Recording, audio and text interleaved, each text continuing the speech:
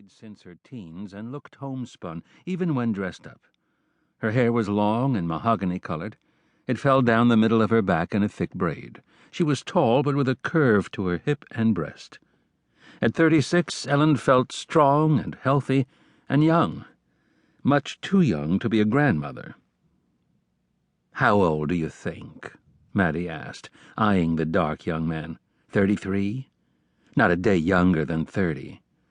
"Dream on. 20, insisted Ellen, just as the young man glanced over at her again. Uncomfortable, she turned to look for Scott, her husband, spotted him leaning against the paddock fence with their new son-in-law. The two men were smoking cigars and talking intently. Scott, with his easy manner and ready smile, worked hard to make sure nobody in Destin disliked him. It bothered Ellen to see him trying so hard with Randy.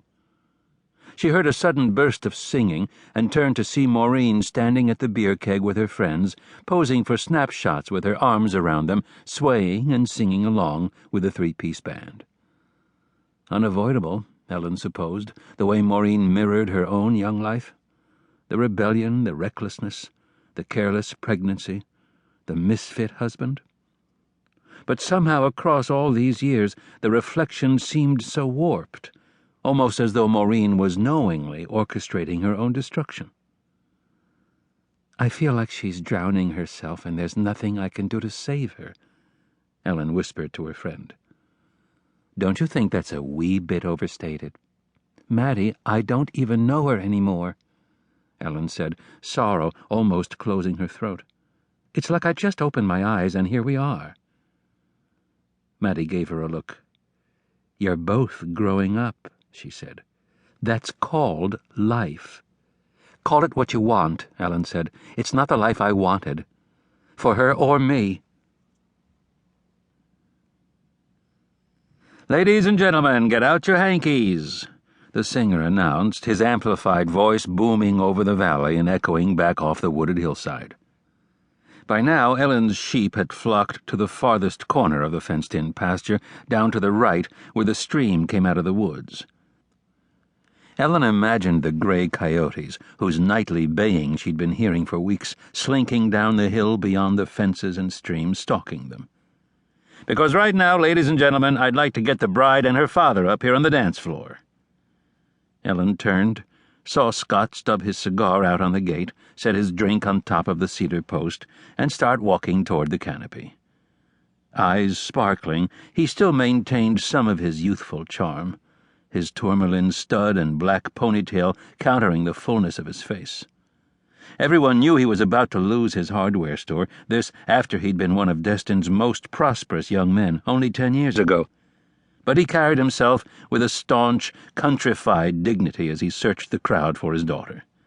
When he ducked under the canopy and stepped onto the dance floor, Maureen was there waiting, dark eyes staring off dazedly as she reached for him and wrapped her arms around his neck.